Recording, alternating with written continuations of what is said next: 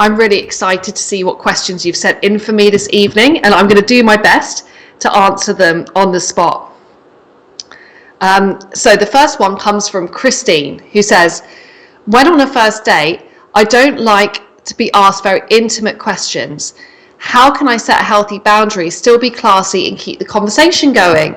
I really like this. Great question, Christine, because I think boundaries are super important. And often if the conversation does become a bit intimate, it can feel like, oh gosh, this person is just after one thing. But we don't know. Sometimes that could be someone else's idea of being flirtatious, or, they want to impress you. So we don't come with a user manual, and it's actually really on us to be able to put across what we're comfortable with or not. So to begin with, I would assert the boundary, but I'd keep it relatively playful and give the other person the opportunity to respect that boundary. You could even say something like, this is the too soon for this conversation sign. Or you could go, actually, can we rewind just 5 minutes and go back to talking about our pets? So be assertive, but be playful to begin with. This will help to preserve the emotional content of the conversation. It will still make it feel really nice, whilst clearly to communicating to the other person where your boundaries are. And when it comes to our boundaries, sometimes we can't expect a person to get it 100% right the first time, because a lot of us are a little bit different in terms of where our boundaries stand.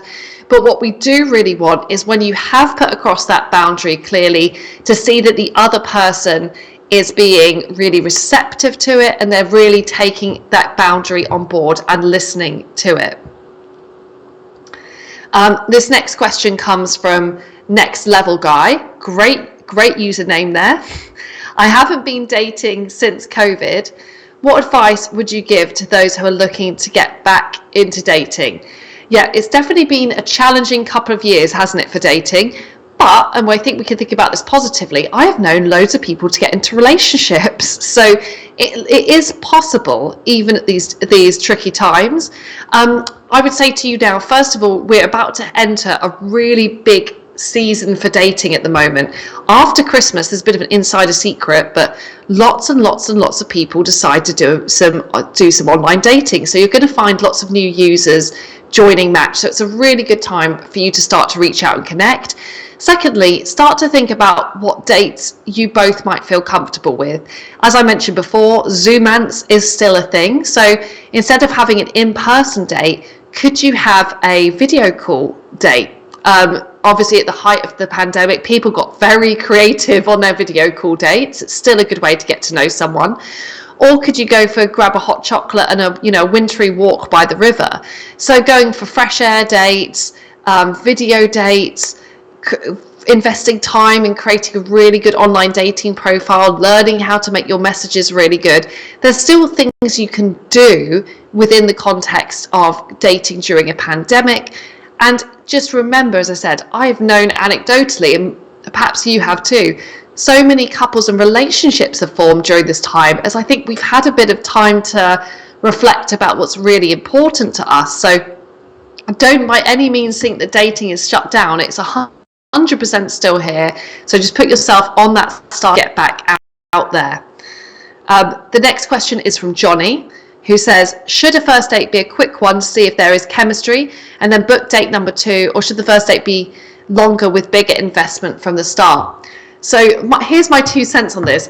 I think it's way easier to extend a date than to bail out on one. Like, bailing out on a date can feel, obviously you should do it if you don't feel comfortable, but it can feel a little bit awkward. So instead, I would go for a shorter first date that's easier for the other person to commit to, but that also has that flexibility where if things are going really well, that you could extend it. So if you do go for those hot chocolates and a walk, have it just in the back of your mind if there's a nice lunch venue nearby that you could go and check out afterwards. Likewise, if you do grab some mulled wine, is there a nice place you can go for dinner if things are going really well? Also, I think sometimes on a first date, it can feel quite intense if we spend a lot of time with one person talking to them. So actually, if your date lasts a couple of hours, it can feel like a really sweet spot where you've enjoyed each other's company, but it's not been intense, and you've still left, dare I say it, a bit of mystery and desire for the next time you meet. So I think create space where you could extend the date, but also don't be afraid to leave the date on a high and book in for that all important second date, which can be something a bit more ambitious. So the next question I've got here has come through from Frank, who says, I find it difficult talking, asking questions and making conversation due to anxieties and self-doubt. What could I do to help me get through this?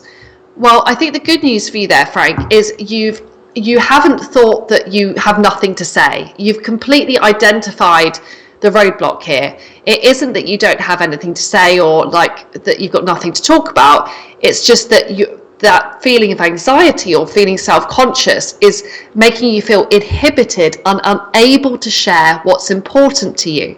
So I think some of this is going to come with a bit of change in mindset. So to begin with, think about it this way. Remember what I said earlier, that sharing about yourself actually helps the other person to feel more comfortable. It builds a backstory about you. It gives you context. It will help them to feel more trusting. So you can almost share about yourself it's like being a good citizen on a date. It actually is helpful to the other person. Secondly, don't worry about getting things perfect and getting things right. Like, it's very important on a date that the other person accepts you. And rather than looking to impress them, it's actually more important that you find people who you have a natural compatibility with. To discover natural compatibility, you want to be able to share your sense of humour and talk openly about your life. And if for any reason someone doesn't react positively to that, that isn't that you've messed it up. It could just be that they're just not the right person for you. So start to give yourself more permission to be open. Maybe you can challenge yourself on your next date to, when you first sit down and go on a date with the person, to share something candid about yourself. To say, maybe say how you were worried you're going to be late because you're battling traffic or couldn't decide between, one shirt or the other. Try being candid, and you might be positively surprised by how people react. You might actually find that you get that acceptance and that the conversation is warmer and more connected than if you hadn't shared already. So set yourself a challenge to share. Remember, you are there for you, not to impress anybody else, and that you've got all the information you need in the world to sustain a conversation in there, inside your mind and inside your memories. It's just about giving yourself permission to be accepted and to really be yourself with the person you're on a date with. So our next question here comes from Joe, who says, how do you decline messages, invitations, people wanting to move to calls without ghosting or being unkind? Great question, Joe, and I think that's going to be something that's going to come up for a lot of people out there. So I think what you've identified is correct, that no one likes being ghosted. Ghosted can feel really challenging because there's a lack of resolution. Often if the conversation just abruptly finishes or the other person stops responding, whoever sent the last message is going to feel quite anxious and start to overanalyze and worry about what they've done wrong, to deserve this. Instead, a clear but kind response is always better. So you can keep it simple and say, thanks for the invite, but I want to be upfront with you. I'm just not feeling that level of connection to continue. And now at this point, when you've expressed a clear but kind boundary, you should also look for the other person to respect that boundary. In dating, and in life, I suppose, it's very important for us all to learn when to accept a no, which means when do we know? It means when someone does say no to something or puts a boundary down, we have to really listen to that boundary. So it's really good for you to put that boundary down and feel comfortable to start to say that. And remember, it's not coming from a place of being unkind. In fact, by being clear and by also taking responsibility for that decision, that's actually far better than ghosting someone. So stick with that clear and kind short response. The next question I hear has come through from Lam, who says, how to restart a conversation with someone you have stopped talking to for a while. So before I to give you an idea about how to restart that conversation, Lam, I want you to think about your standards. Is it that you stopped responding to the conversation? Maybe like life got in the way and you forgot. If so, I would think that rather than thinking about how to restart a conversation, it's better now to change your dating habits and make sure you set time aside nearly every day, not while you're watching Netflix, to spend time responding to your messages so you can stay really consistent with people. If it's the other way around and someone has stopped responding to you abruptly, just like Joe's question beforehand, you might want to really consider whether that meets your standards, because even if someone looks great on paper, it's really about how they show up for you. How willing are they to build that relationship with you? How much effort are they putting in to communicate? That really makes the difference. If after all that you're still convinced you want to reach out, I would suggest acknowledging that you're double messaging in a playful way. And you could say something like, I'm not usually one to double message, but you really got me curious. How are you today? So acknowledge the fact that you're double messaging, express that's something you wouldn't normally do, and then ask them a question. And if you can make that question more specific, so instead of saying, how are you today? If you say, how are you in the run up to Christmas? Or how are you at this crazy time of year? It will make that question easier to respond to. So that's a good and sincere way of restarting a conversation if you think they're worth it. And that has to be that case as well.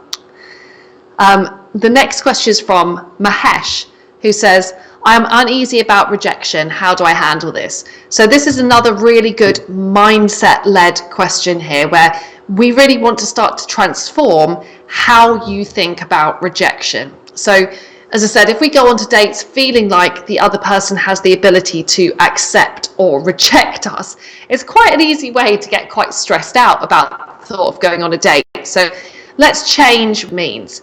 So just like I was saying to Lam earlier, if someone stops responding to your messages or suddenly goes really quiet, instead of going, oh, they've rejected me, you can choose to think, well, this person isn't really being very consistent or communicative, so they're not meeting my standards of how I would like them to engage with me. So make it about your standards and what you think is acceptable treatment from another person. The second way you could choose to see rejection is as a learning opportunity. So if you have been sending out messages and they haven't got the responses you want, it's a good opportunity to reflect on those messages. Don't see it as like that there's something wrong with you, but see it as an opportunity to change your communication. That, remember, we might want to change up how you communicate to get a different response. Finally, when it comes to rejection, always focus on the bigger picture. So say your big picture is to find a loving relationship. It doesn't mean you have to get a yes from every person you interact with. What's actually important is that you stay motivated, you keep putting yourself out there, and you're giving yourself the opportunity to meet someone really, really great. So it's not about an individual yes or no, it's about bigger picture, what you're doing for yourself and your life. So hopefully those shift in mindsets will help you to look at the idea of rejection slightly differently and to actually feel better about taking the action you need to go out there and meet people. So the next question comes from Gary, who says, I like dating, but I'm not sure I'm ready for a serious relationship. Should I bring it up on a first date? I want to keep dating, take my time, but at the same time, I don't want to mislead my dates. Well done, Gary. So I think there's nothing wrong with not wanting a relationship, but we obviously want to be clear about what we want. It's just, as you said, for your purpose of not misleading somebody else. And we also, in line with that, Gary, we also don't want to assume what the other person wants. So when you do communicate that you're not sure what you're looking for at the moment, I wouldn't assume the person sat opposite from you is, they're heartbroken because they've already imagined, you being at the altar with you, or what it'd be like to be your wife. Quite the opposite. They could actually have exactly the same view on dating. So by communicating, you're really giving the people who are most closely aligned to what you want the opportunity to step forwards. And yes, you might filter out some people who want something completely different, but this is all good for you, Gary, because you want to be having these positive dating experiences with people who are on the same page as you. And remember, when you're expressing that to someone, you don't have to tell the other person what they want. It should just be, again, it's that go first principle. It's that sharing information about yourself thing I was talking about earlier, which is lead this conversation by expressing your opinion. So you could say, right now, I guess I feel like I've just got back into dating after a while. Want to explore. I want to have fun. I wouldn't want to like overcommit and say that I've got a clear vision for what I want. I'm just enjoying meeting new people and having experiences at the moment. So by sharing openly, it's a lot less awkward than asking somebody else what they want. It doesn't assume what the other person wants. And if you do this openly, kind of from the start of your dates, it's also really helpful for you, because it enables you to filter out the people who are most on the same page as you. So being open is a good thing to be, and it's also going to allow the other person time to get on board and really think about whether that's something that's right for them or not. And of course, you're looking out for the people who you have that strongest connection with. So our next question comes from David, who said, is it the man who has to make the moves regarding asking a lady for a date and making suggestions of where and when? I found there seems to be an unwritten rule that men are expected to do it. It seems that ladies rarely ask or make the moves. So this is a tricky one, because I think dating is a bit like a dance. I think both men and women, if we're talking about traditional, going into traditional gender roles and heterosexual relationships, they both have a part to play, but it might not be the same part. So whilst she might not, just going back to Jan's question earlier, she might not be saying, so are you free Saturday night? But she might be saying, oh, I really fancy a hot chocolate this weekend. So even though her communication isn't the same as yours, she still should be contributing and showing willingness to that interaction. And of course, for all the women out there, if you do want to be more direct, I think men are generally quite appreciative of that. So we shouldn't also feel confined to traditional gender roles. Actually, how we prefer to communicate and whether we want to be pursued and asked out, or we want to be the pursuer and ask somebody out, a lot of that actually comes down to just individual preference in terms of the role or roles we like to play in dating. So in answer to your question, it doesn't always have to be the case. And I would just think for you, David, how do you like to engage with women? Do you like to lead an interaction? Is that something you're comfortable with? Or would you like to feel that things are more equitable and you're seeing more effort from her? This will give you an insight as well into the people you're actually most compatible with. So again, if you would like things to be more on a level playing field, but you're not really getting that, then that might filter somebody out, whilst you might look out for someone who's a more active contributor to building that connection with you. So yes, some women may expect you to play that traditional role, but if you don't want to play that traditional role, equally there are going to be some women out there who will really enjoy also having a more collaborative dating experience with you. So here's our last question of the evening. Oh no, it's gone too quickly, people. This one's from Amelia. It says, hi Hayley, Christmas is coming. How do I answer that why are you still single question for my family? I'm already feeling anxious. Oh, Amelia, I feel for you. I used to absolutely hate this question every single year. And in fact, I was looking at some research that Match did over the pandemic, over the past year. And it turns out, I think they say over 50% of you out there have felt single shamed at some point, judged on being single. So I think we could all decide, maybe as our New Year commitment towards one another, that we're not going to ask people awkward questions about their single status. So I think how you respond really depends on you. There's a few good ways you can go about it though. The first is just to say, I'm actually really happy being single.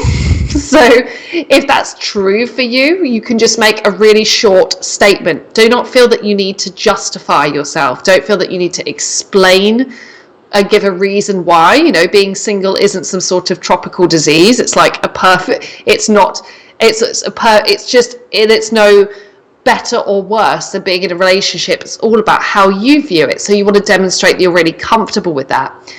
The second thing you can do is be a bit mysterious. You can say, oh, well, I guess that chapter of my life is still being written. So you can also, again, avoid being going through all your recent dating experiences, and you can just show that you're open to the possibility of what the next chapter will bring. Finally, you can also actively just redirect the conversation towards something that is really engaging for you at the moment. So, talking about relationships certainly isn't the only thing we can talk about at Christmas time. You could say, that's still an ongoing project, but I'm really focused on this cool thing I'm doing at work right now. Or like, I've just got through this really interesting fitness goal. So be assertive as well about what you want to talk about, because remember, most people don't ask so why are you still single? How's the love life going? You must have tons of men wanting to meet you. They don't usually ask those questions from a place of wanting to make you feel awkward. They're usually trying to express an interest in your life. They're just going about it in a slightly clumsy way. So recognize that their intent isn't bad. Know that you have nothing in your life that you need to explain or apologize for. Being single is not a waiting room for something better. It can honestly be the absolute best of times. So hold on to that. Be clear and concise in your answer. Talk about things that you're passionate about instead. So on that note, I also want to wish every single one of you out there a really Merry Christmas, Happy Holidays, and a very, very Happy New Year. I've loved doing all the live coaching sessions with you this year. It's been super fun for me, and I'm hoping to see a lot more of you in 2022. If you've enjoyed the content of this session, or you'd like to have a recap, it will be live soon again on the Match website, along with all of the other live coaching sessions I've done in the past. So if you want some practical dating advice, please take a look through the replay sections. Anyway, have a lovely and happy and healthy Christmas, everyone. I will see you again very soon.